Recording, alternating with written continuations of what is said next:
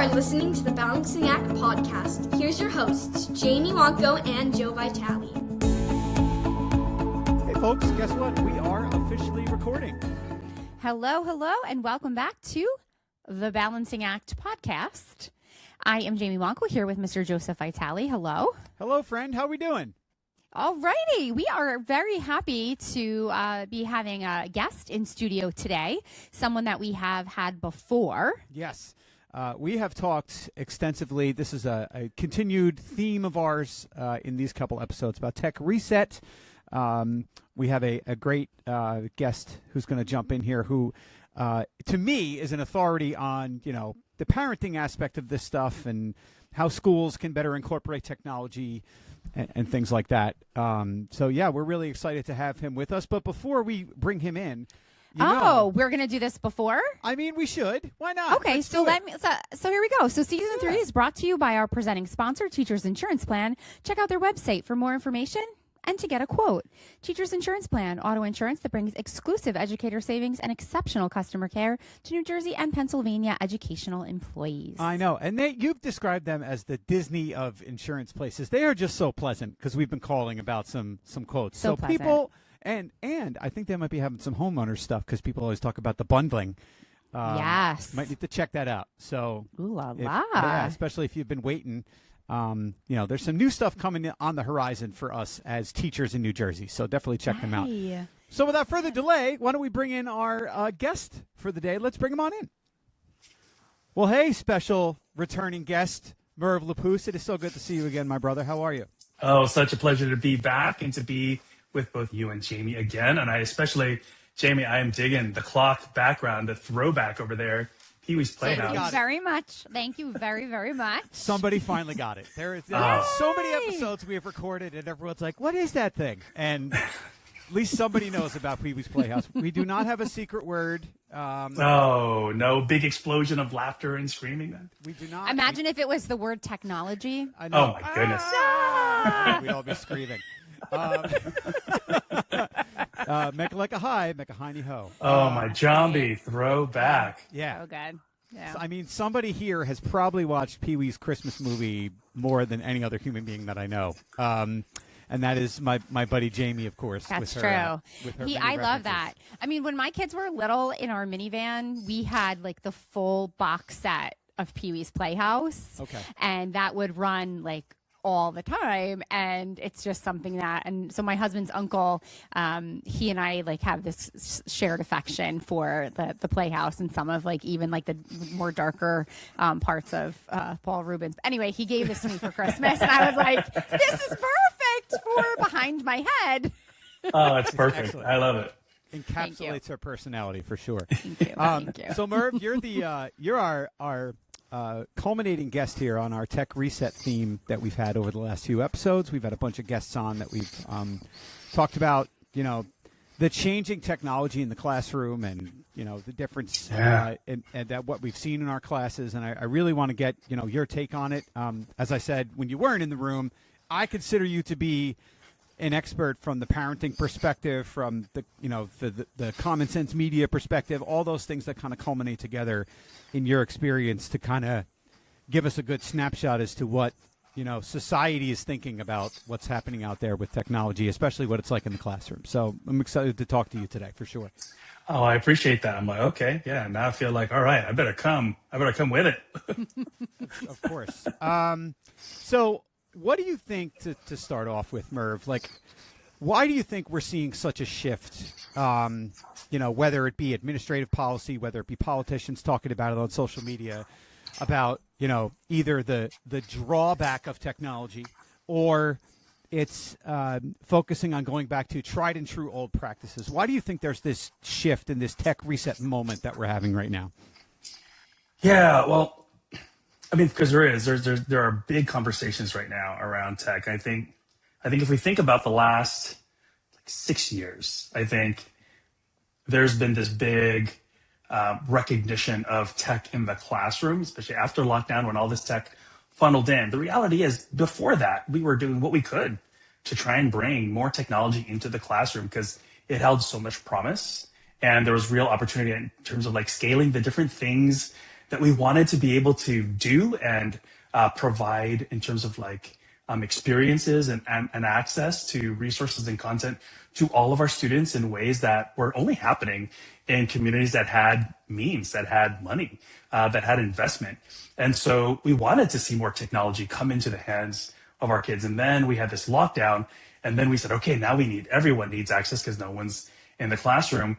But the way that things rolled out really didn't paint, I think, the best picture for anyone just kind of seeing it from afar. And then it just kind of got stuck in our heads that this is what we assumed, that this is now what education with technology kind of looks like. And a lot of educators weren't provided the training. These were all new tools and resources. And everyone had, families especially, had this kind of picture of what instruction looked like or just didn't look like. And then we got back into the classroom, but we didn't necessarily invest in our educators, at least across the board, to really look at, all right, now let's really think about when do we need it? How are we going to use it? And we just kind of maintained in many ways access to these platforms, access to kind of tech that had all this promise. And we started designing kind of our classroom experiences around it. And again, I say that, not that every classroom or every teacher is kind of like monolith, but largely we invested in these tools.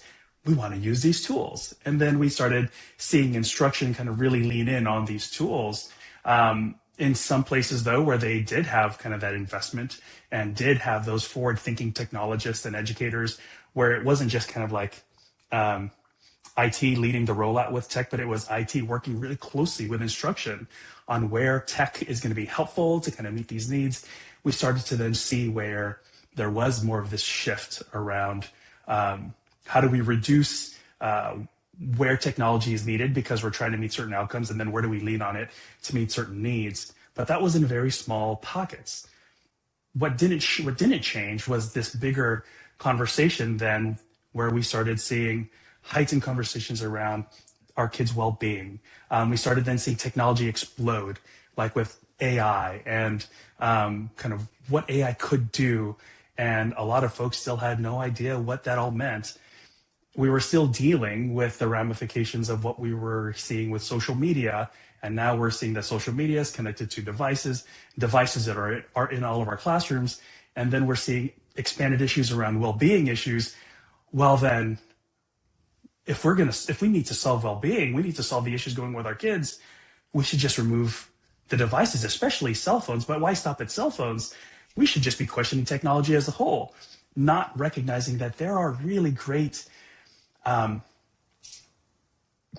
case studies of schools that are finding when you use technology or when you've planned out where technology is an effective part of the learning experience, it is a valuable opportunity for learning and for scaling learning to meet the needs of every different child.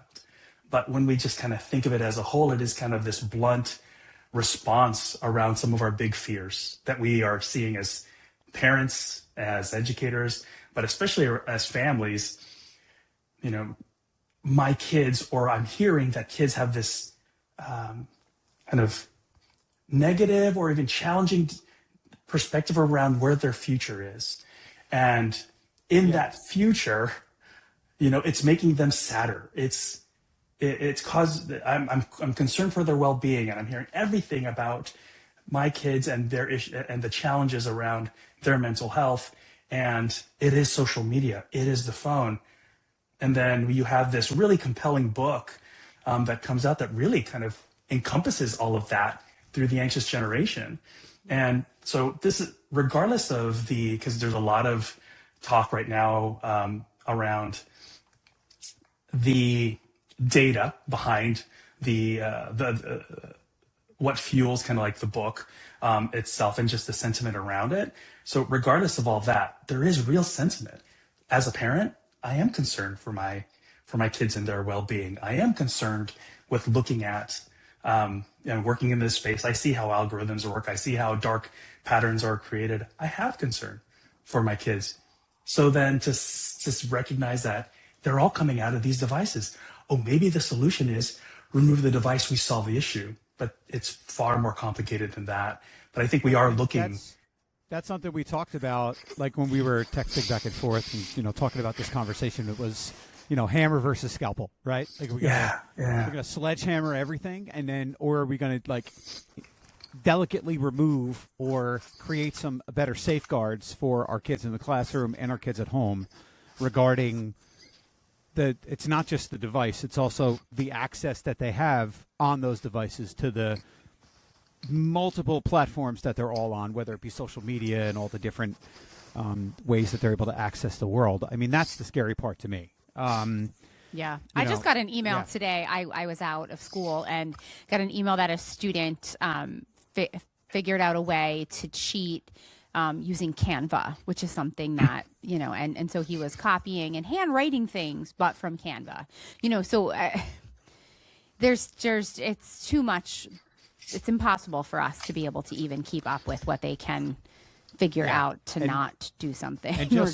And just recently, my kids were at a college info day, and they were going to different major programs, and one of the parents stood up and asked, what is the school's policy on AI? And we don't know I wasn't at that session when I heard. My wife was actually letting me know.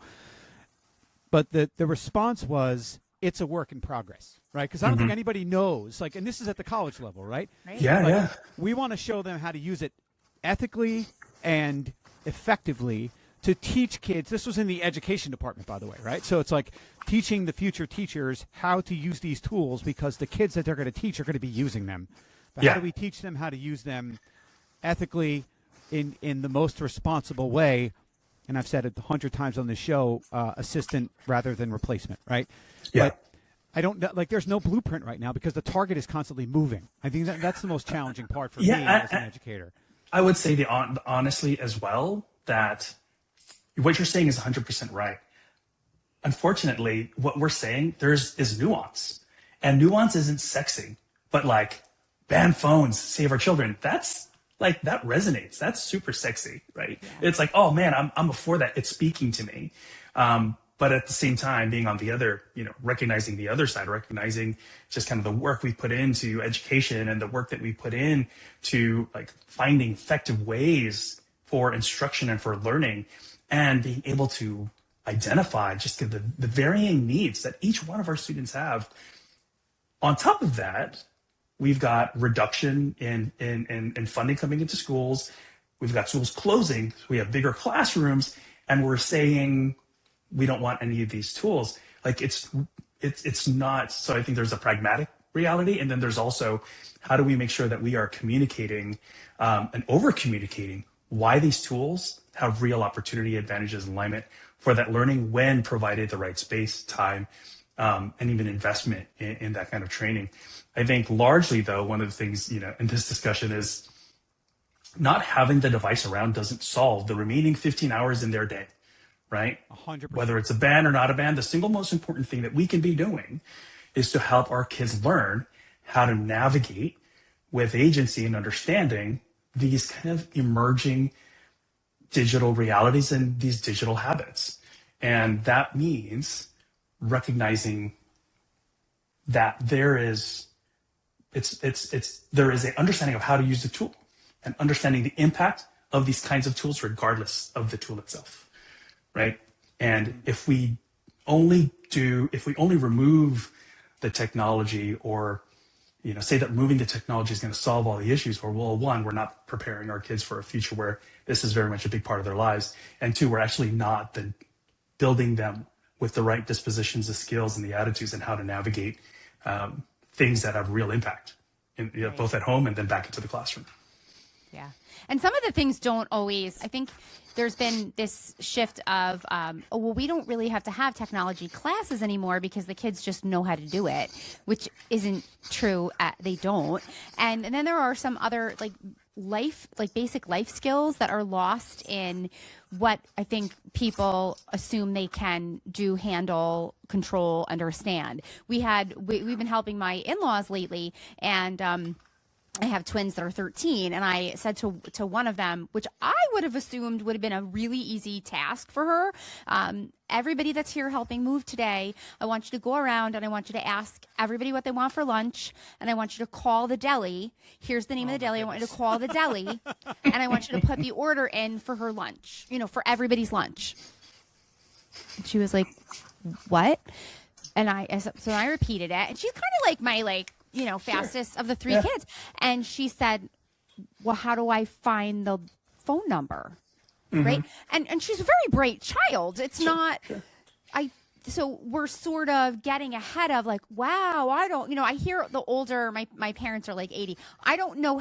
They often will say, look at them. They have it. They just boom, and they do, and they move, and it's like what they're doing isn't really hard or tricky, and they don't know, I always said, imagine, picture any 4-year-old with an iPad, and you understand when someone has no experience with work, because that object really doesn't have any value, like real value of, if they break it, they don't get how much money that costs, Sure. And so the idea of like the older generation being confused about how much they can do because they're not afraid of it, but then the older people, they are, and it's like, but they're still missing out on so many real life.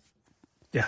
You need to be able to call a deli and order a lunch for 10 people. That's the, that's kind of the next, almost great segue for the next part of our conversation, like how we can support our kids in this tech-infused world, right? Right. It's like, and I've, we've talked about this. I have twins. They're on their way to college. And You both have twins? yes. We do. Yes, we do. I didn't even. I think you might have mentioned it a bit. I just didn't connect that. He has boy-girl twins that are seniors in high school. I have a son that's also a senior in high school, but he's not a twin. Yes. And then I have twin girls that are in 8th grade. So, And I am a boy-girl twin, but I am the boy of the two. So my kids, we've like, my daughter will be like, I'm gonna be 18 soon. I'm gonna be on my own. I'm blah blah. Hey, what's your social security number? That's the end of the conversation. Like, you're not like. Now I say that tongue in cheek, right? She's a bright kid, but it's the same thing. We started doing that a long time ago, Gene, where it's like, you need to call, you need to make an appointment. You have your friends over for your birthday. You have to order a birthday cake. How do you order a birthday cake? Like, it's literally those little things. How do you order a meal? By calling the deli, like. Right. But when I said, "What's your credit that, score? Like, what's that? Right. Why is that even important?" Yes. But if you flip that and go down, my sister teaches kindergarten, and the average kindergarten child no longer knows their address or one person's phone number. Yeah. And so we're seeing this in so many overlapping spaces. What do you mean nobody taught you what your address?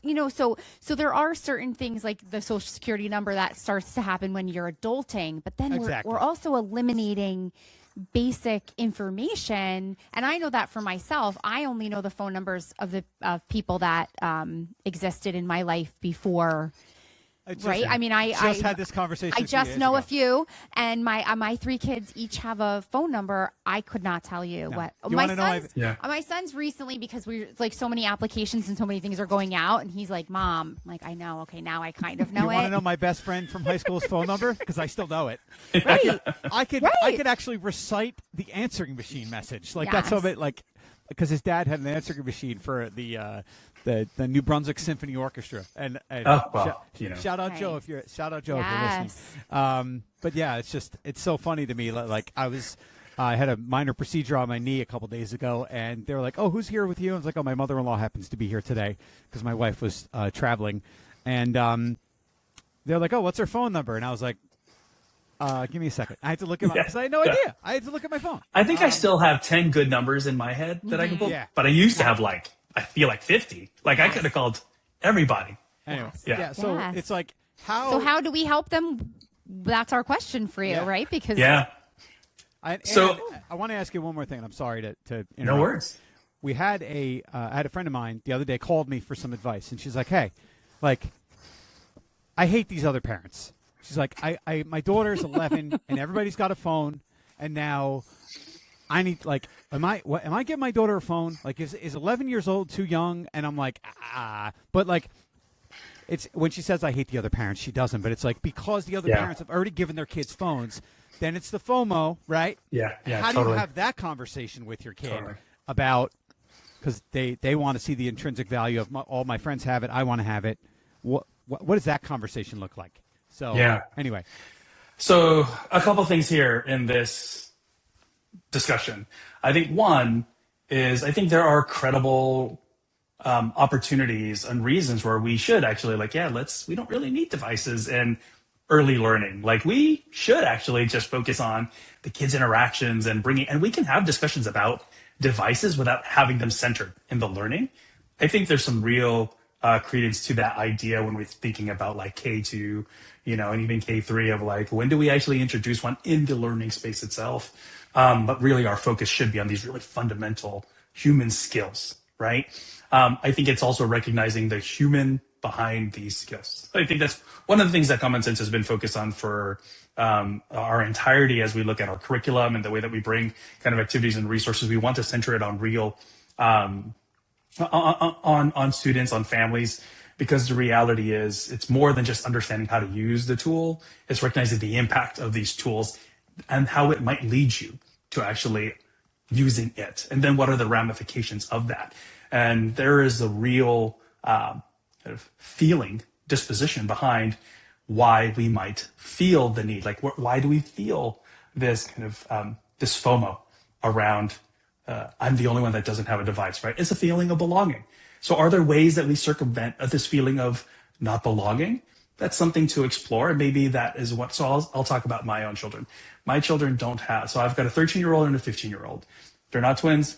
Oftentimes people tell me that they look like twins, but they're not. So they got 2 years separation, but 1 year separation in class.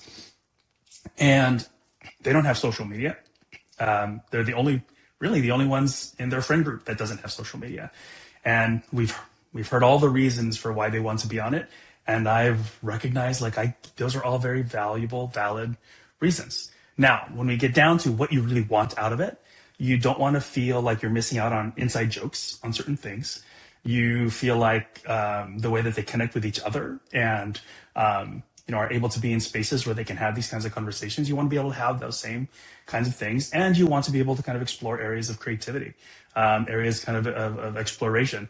And my big fears are your young women, your young girls, your teenagers, but you're going to be positioned as a young woman for things that you're likely not ready for. You're going to be measured as if they're going to talk to you as if you are a young woman and you're not.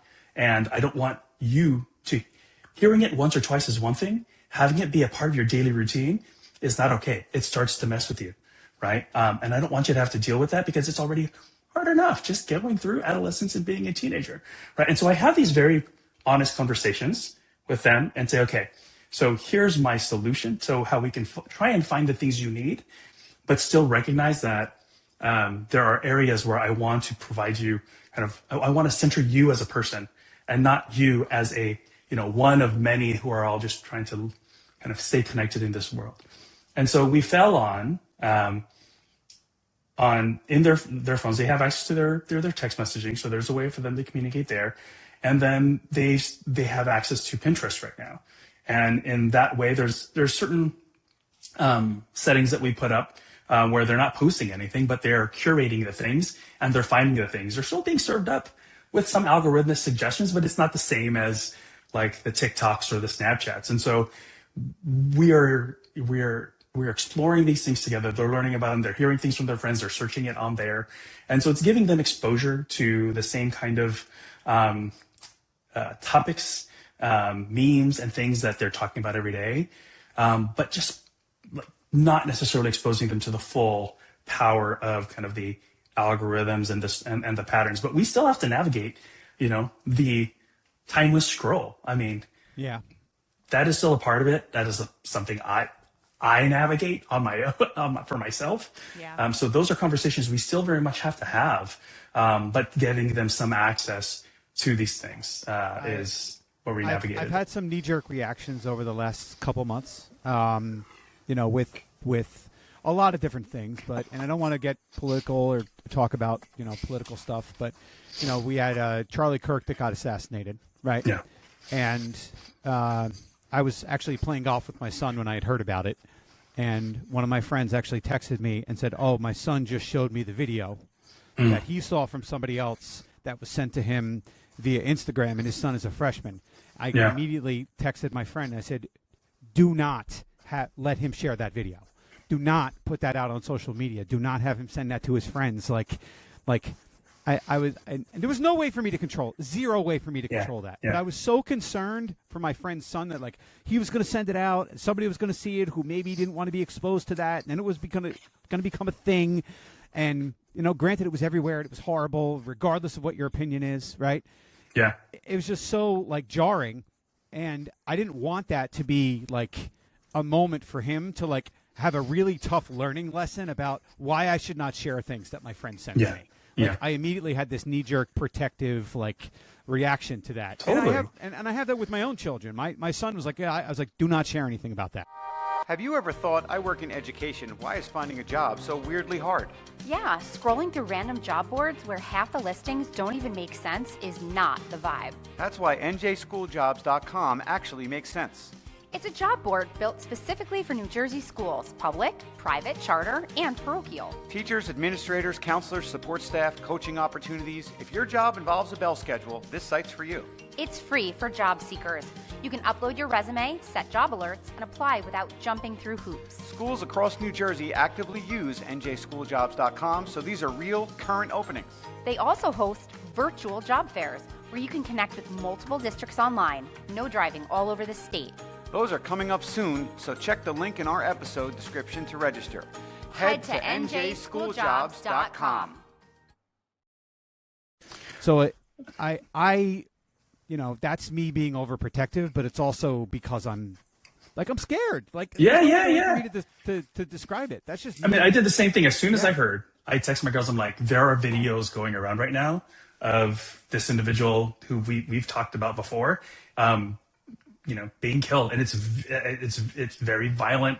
And regardless of the things that we've seen in some of like your movies that we like to watch together and everything, the difference is this is a real person and not something that is a movie. It hits differently. And the response back from my oldest, at least, again, she's 15. She was like, "Too late." Like my friend showed me, and she's like, I was like, "We'll talk about it when we get home." I'm like, "Are you okay?" She's like, "No, I'm fine, but like, let's definitely talk about it." I'm like, "Oh." Yeah. Jeez, I know. It's so crazy to think like you had that almost the exact same experience. It's like your daughter already had it in her inbox even before you were able to say anything. Mm-hmm. It's almost like, hey, who could be the first one to send it and get it out to everybody? Well, right now, I mean, I've been doing a lot of kind of interviews and phone calls recently because of the Five Nights at Epstein's game that's like going around. Are you familiar with Five Nights at Epstein's? Are you familiar with Five Nights at Freddy's? I am. I don't know if I want to know about Five Nights at Epstein's, but this is something that parents might need to be aware of. So, yeah. Yeah. So, I mean, this is not new, like, at least, well, not new in the sense of, like, we've always played parody games, right? Even in our, generation, but not especially now, you can create parodies of different games. And Five Nights at Freddy's is a very popular game. When everything was going on with the whole Diddy case, there was a Five Nights at Diddy's game. It was a parody of Five Nights at Freddy's, but it was about trying to get away from Diddy. Right. And now this one is Five Nights at Epstein's, and it's essentially you're trying to get away from Epstein. And it's like, the levels are to get away from him. You have to call his attention by sounding like a little girl screaming in the distance so that it can get his attention. And like, this is rooted in real like victims. And then like the second level is like, you have to get away from the president, literally, like, because he's like level 2. And it goes through this leveling of it all. Can we go back to like Mario Brothers? Can everybody just play Mario Brothers? Like, yes, but I'm gonna say like that. I'm gonna say this, especially because my girls are 13, and I kind of for a while I did give them phones when they went to middle school, but it was around the same time that my son, they were gonna be like walking and traveling and all the things, right? Mm-hmm. And being responsible for that, but I just felt like I don't want you to have any social media. So I kept them away. And then for a while it was like, oh, maybe when you're 13, because like technically that's like the legal age, Mm-hmm. And then they got to 13 last summer, and I was like, you know what? No, we're not, no. And so now as like, they're approaching 14, I still feel like probably not. Because I just don't think that there's anything that, will suit them. But like you, they have certain friends or things that they hear. And so I've always said, please ask me. If there's something that someone says or something that's happening and you don't know what it is, please don't Google it. That's always been my rule in this house. Please don't Google it because, oh boy, like who knows what you're going to see or get, right? And I want to give you the explanation of it. And so there's been things that could make anybody's cheeks turn red of like flat out answers that I have given them. But recently we were talking about, I guess at school, and I'm going to ask them honestly, like they didn't use the phrase of this, but they have mentioned Epstein. There's been like these sort of keywords, right, that have come up.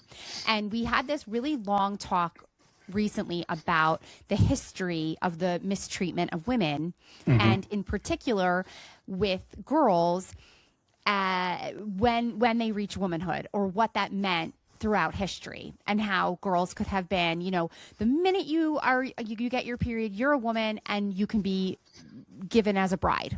Yes. Yeah. And so this is like historically, like, and they're looking at me and I can see them like thinking about it and trying to understand it. And, and I said, when we're talking about certain things in history, we can't always say what happened 400 years ago because people were living in a different way, right? They were dead by 40, so I'm trying to relate some of these things to them, but at the same time, they have an understanding of why that's wrong, why it's so inappropriate. And now that we understand what the age of consent is and what that means, how that changes the lens of what we're talking about now, trying to kind of give them that talk in between like misogyny and the patriarchy and like just all of those things.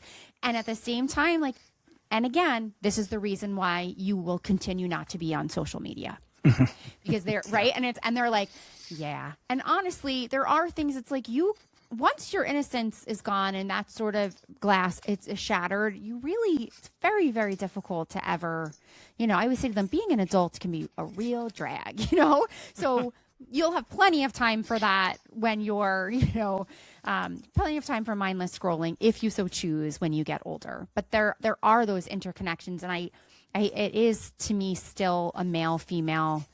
There's just a greater concern, even just in my own home, between I agree. Having a boy and my girls, and even the statistics on eating disorders and body image issues and all of those types of things. But yeah.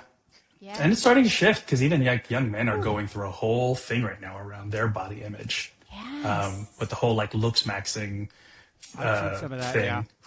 Yeah, it's crazy. Yeah. It is. And I mean, I guess I'm lucky. I mean, my kids are, about to be graduating, go to high school. They have good tools in their toolbox to know, like, what should I be paying attention to and what should I not be paying attention to? But I worry about them. I worry about what their experience. Like, hey, I just learned something new from Merv that I didn't want to learn before. Thanks, buddy. In my gut, I'm like, I bet you if I say something, they'll be like, yeah, we know. Yeah, we know. Yeah, I was like, totally. We don't know. See, but the difference, though, James, is they probably know that that's not appropriate. They probably know, like, I'm not getting involved with that. Like, definitely. Yeah, like there's a Definitely. difference where some kids will be playing that. And thinking it's funny and fun and laughing and not necessarily connecting the reality of like real victims going through this, and it's more of I hear this on the news now. There's a game, and it's Five Nights at Freddy's. This is hilarious, right? And I've spent all year, this year worried about what's been being talked about in out in the world, and about all the political stuff that's been going on. And I teach 7th grade and I teach civics, and this is in the news a lot about the files and what's going to be released and what's going to be talked about. And I try myself not to pay too much attention. I try to focus on what I focus on in my class, like Constitution, 3 branches of government. We talk about current events, but not in a huge way, but no one has brought it up. I'm sure the kids know, but nobody has ever asked, like, hey, I heard this, and not in a disrespectful way or a funny way. Like, no one's ever asked a question like, I heard this on the news. What is that? Like, no one has said a word. So, and that's also, like, I don't want to say troublesome, but I kind of like would want to know what they know about it. So then this way we can address any misconceptions that they might have. So it doesn't bubble up into something bigger that's more problematic later, right? Yeah. Like we don't want to normalize these ideas as kind of something that's passing or a joke when they have real implications on real people. And Right. especially as we think about our aging, The idea women. of fighting, technology it's so difficult, I think, because, so many parents are, two-parent households and everybody's, who's working and traveling and doing. And so, some of it is so automatic. And sometimes I don't know that people realize like how much of an impact it can have before it's too late. And, and where that crosses over and how that, affects them. And I mean, I always like oversimplify it. Like to me, like if you can't take your child out to a restaurant without handing them a device, like we've all done something wrong. Yeah. Well, I mean, the reality is there are restaurants that have built one of their experiences on providing you a device when you come out to eat. Like literally, it's either sitting there or it's like they make it available to you. Like it's just Old man shakes fist at cloud. Well, I mean, I think as a parent, as we're thinking about like for the folks listening in, what are things that you can do, right? The reality is technology is a part of the way that we eat. In some of our families, like I don't have time, we can just order it and it comes to us. It's the way that we travel in many ways where I can call a car. Like I was always told never to get in a car with a stranger, but now there's an app for that and it gets me to where I need to go, right? So it's a part of the way that we kind of live, and we need to learn how to navigate those spaces and recognize what is a red flag feeling for us in this space, so that we know that it's like we can't just trust it because it's doing it, right? How do we trust that real human kind of intuition and that gut, and then how do we build on that for like defining kind of what are next steps to do if you feel that something's not going right? But then there is that reality of, so then how do we address it? Well, what are the spaces that are just that are the human spaces? So like when we sit down to a meal, how can we as parents be consistent with like, okay, when we sit down to a meal, all the devices, are away. This is just a time for us to, have a conversation, just talk about each other's days, whatever, but we got to be consistent with it. We can't just do it every now and then. Right. And so how do you find those sacred spaces? Or like when time to go to your room, like the devices all stay down here. Right. And that's for like from high school down to, the youngest ages that they might have a personal device, right? So these are certain things that we can set precedent on, but we have to be willing to not be hypocrites ourselves, right? And do the same thing, because they're looking, they're seeing, and that's one of the first things they'll call out. Well, you don't do it. Well, you spend more time on your, Instagram or Facebook. Yeah, I'm just using Snapchat. Like you're on 3 different platforms. You're always on LinkedIn. And I was like, well, the more that we just try and justify it, the reality is like, well, this is these are the people I connect with, and their resumes aren't in front of me, but they have meaning to me. I'm learning from them. So it's like, it's going to always be a constant combat. I think the other thing is you have to also genuinely be interested in learning about why they like to use certain platforms, why they like to spend their time in certain spaces. Not for the sake of trying to catch them for doing something wrong, but trying to really understand why why Discord is a valuable space for them. Like, what are they able to find there that they can find in other places? Why do they like playing a certain game? To give you a better sense of who they are, how they interact, and what the things of interest, that opens up the space so that when something does go wrong, they can come to you and be able to say, hey, so I ran into this, right? And I need help in how to navigate this. I think where we, as a parent, like Joe, same with me, it's like if I hear something, I'm going to like react. And my first reaction is, oh, we need to get off that, or we need to stop this, or you can't be on there anymore. And that for them becomes an immediate, like, oh, he's not even listening. Yeah. Right. Or I can't say something to dad because he's just going to take it away. And this means so much to me for some reason. So providing that space to really to understand like why they like to be in certain places and how they like to use it is incredibly important. As we get to our last little segment here on the episode, and we've talked about a lot of important stuff, and I know AI in the classroom and how it's going to impact us in the next 5 to 10 years. Like nobody knows where that moving target's going to go, right? And just recently, I just think of this as here's what I like. Recently, the First Lady said, like, well, we're going to get taught by robots, and trotted out this robot that came out. And here's I want to post about this on social media so bad, because like back in 2015, there was a hitchhiking robot that went like across all these different countries. It went to Germany, it went to Canada, it went to the Netherlands, and then it wound up in Philadelphia, and Philadelphia destroyed it because it was like this hitchhiking robot, right? And that's what I think is going to happen when the robot gets to middle school. I think middle school students are going to destroy. I think they're just going to rip it apart. Totally. Or they're going to throw so much brain rot speak at it that it's not going to know how to synthesize everything, and it's just going to overheat and explode. Those are the two things that I think is going to happen. Do you remember the hitchhiking robot? Do you remember this story? Oh, yeah.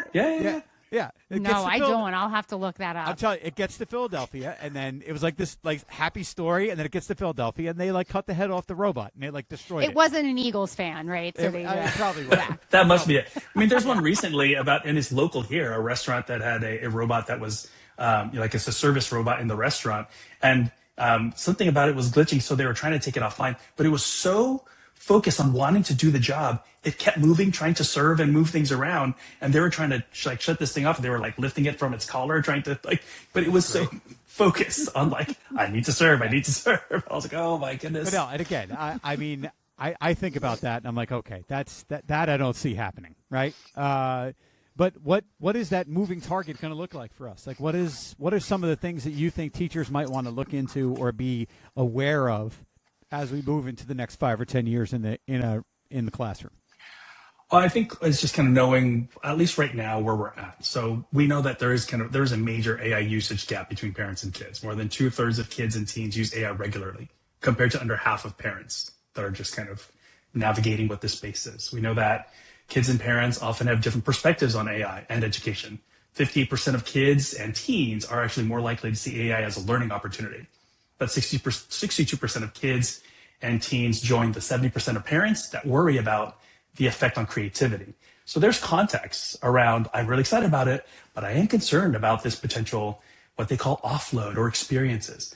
How do we recognize kind of the one thing that I hear a lot about, make sure there's always like a human in the loop, and that's what's being taught. And I think for even more than just having a human in the loop is this the most humane, like, purpose? Like, is this good for me because it actually helps me to better connect with people? Is this good for me because it helps me develop an area that I want to be able to use and apply into something? Or am I just using it because I can, right? Because it allows me to, right? And so just because I can check for verification that it sounds okay, am I potentially losing something and not developing this myself, right? Am I learning from being able to prompt a question that's giving me more information than I thought I was going to get? So now I'm actually applying and learning that, and I'm going to now use that to create my writing piece, because I don't want to lose that creative side of me. That is applying AI with a more humane-centric focus versus just being a human in the loop, someone who prompts it, checks it, verifies it, and sends it off. That's not very like human-centric. It just means that I was there, right? And so I think there are ways to really think about when we as an educator might use it in our practice. Are we using it in a way that still really centers our kids, the humaneness behind our kids, not just getting through something, right?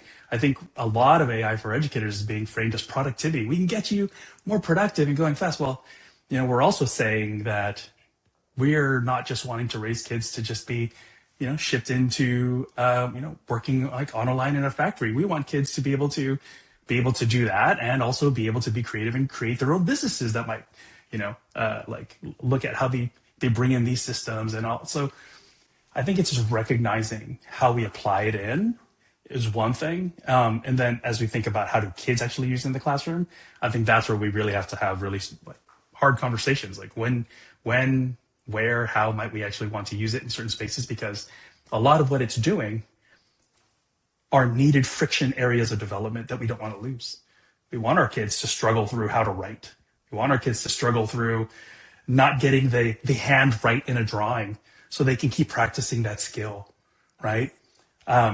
Where do we build those intentions in so that they don't just, in the sense of, memorize 2 phone numbers versus I used to know 50. Like that's part of, building in purposeful friction in learning. And that is counter to this idea of like cognitive offload, which is the thing that we hear a lot. Like, oh, AI is going to take away a lot of that. It's going to like offload that cognitive development. And I think, how do we think about the opposite side of what is the needed friction building that we want to bring in to these spaces and this learning with our children? And then what are things that are very much just processes that we want to fast track so that we can get to the real. I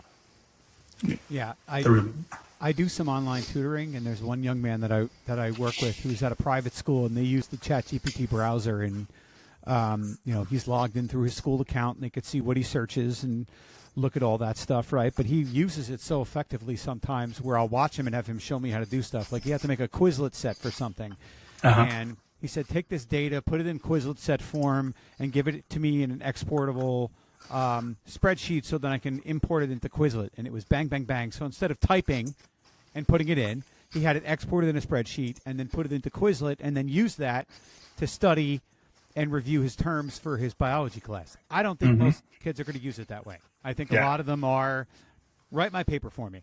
And we need to get them away from that, because that's where they're losing that cognitive ability. Such a great line, purposeful friction in learning. Yeah. Because that really does, what I hear from teachers that's missing from the kids all the time. Yeah, grit, right? Purposeful The idea, friction in learning. Yes. that idea of like, you got to there's got to be some struggle in order for there to be some kind of learning involved. That's right. Yeah. So, and that struggle has value. Yes, right? It does. Yes. Right? Yeah, yeah, for sure. Yeah. I went old school in the last month because we were doing something on a map, and then the kids couldn't do stuff with the United States. I was like, you know what? We're doing 2 weeks United States map test. We're going to do numbered map, piece of paper, folded in half, number 1 to 50, and you got to spell them all correctly. And they were like, what?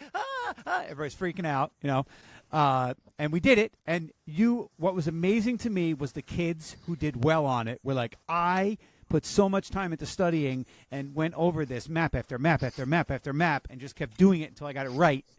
And then they got a good grade on it, and they were like, I'm so glad I did this and accomplished it. Like, it was so, like, it's so mundane and small, but that's the point. Like, they're not like... Well, they also have to feel the success of things as well. That's right. That success, like what they felt. The struggle was leads to success, and then you feel that sense of self-pride that's so important that you don't get if you're just copying something from... Yeah. I mean, because the reality is they're not in that mindset, right? Where it's like, unless we provide that experience for them where, wow, that struggle led to something that I'm really proud of. Right. And that makes me feel really good versus I don't connect to what I'm being asked to do. So I'm just going to get it done and then move on to something else. And not, there's no value in that outside of the short term of I just got it done and I'm done with it, right? And so how do we build in more of those purposeful experiences in the instruction and the learning, for kids? I mean, the reality is we're still contending with the fact that, okay, we've got a certain amount of information that we got to get done at a certain amount of time because we got to go through testing. So there's that whole side of it, right? And that's a whole other bigger conversation. But, when it comes down to like, how do we then kind of apply these real important skills with all this emerging technology that's now available and accessible for the most part? But how are we priming our kids to be able to navigate it so that they're getting the most of it and getting the best of it and kind of letting the slop away? I mean, I think what was the most recent one? I think they were looking at like internet activity in the last year and a half was 51% like bots and 49% human. Wow. So there's more activity from AI creating content online than there are like real humans. Oh. And then when we lean on it to like help us solve things, we're actually like, it's slop on top of slop now at this point. So, the need to have to review, you might end up losing time because you're have to weed through all the slop of creation just when you could have kind of really done it yourself and had the value of recognizing that I did it myself. So it's an interesting intersection that we're coming in at. So it's important to have these conversations and make sure that our kids know like what to expect. Well, look, Merv, that's why we wanted to have you on today, for sure, because I think that you bring a lot of value to what we're talking about because of the side of the fence that you're on, right? Yeah. And plus, you straddle both sides with being a parent of a 13 and 15-year-old.